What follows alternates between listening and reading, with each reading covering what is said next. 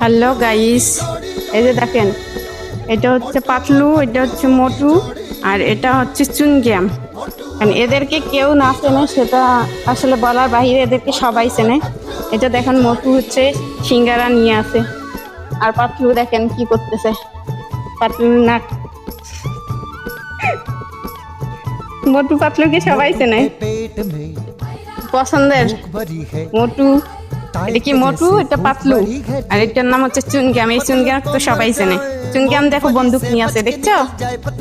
আর নাকটা দেখো। দেখি এখানে একটু বসি সাবান।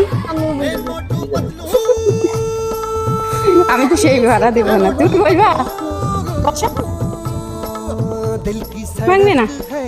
ভাঙবে মনে হচ্ছে যে ভাঙবে না। আমার ছেলে বসছে গাইস দেখেন।